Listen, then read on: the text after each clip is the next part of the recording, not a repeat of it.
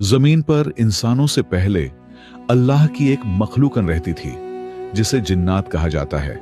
जब जिन्नातों ने जमीन पर फसाद, खुराफात और गुनाह के काम बढ़ा दिए तो अल्लाह ताला ने फरिश्तों को हुक्म दिया कि इस फसाद को खत्म कर दिया जाए।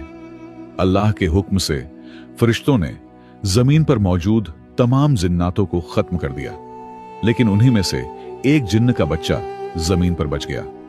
वह अकेला था, डरा हुआ था और रो रहा था। उस बच्चे का नाम एजाजील था। फरिश्तों ने उसका रोना सुना और अल्लाह की बारगाह में अर्ज किया, मौला, जिन्नात का एक बच्चा जमीन पर रो रहा है, आपका क्या हुक्म है? अल्लाह ताला ने फरिश्तों से फरमाया, इसे उठा लाओ और इसे तुम लोग तालीम दो। फरिश्ते एजाजील को उठाकर अर्श पर ले आए और उसे इल्म व तालीम देना शुरू किया। जल्द ही इल्म के मैदान में एजाजील फरिश्तों से भी आगे निकल गया। यह देखकर फरिश्ते फिर अल्लाह की बारगाह में हाजिर हुए और अर्ज किया, मौला, यह तो हम लोगों से भी ज्यादा इल्म वाला हो गया है। यह सुनकर अल्लाह ताला ने फरिश्तों से फरमाया, अगर ऐसी बात है तो तुम इससे तालीम हासिल करो। एजाजील के लिए एक खूबसूरत झूला बनाया गया। वह उसी झूले पर बैठकर फरिश्तों को इल्म सिखाने लगा।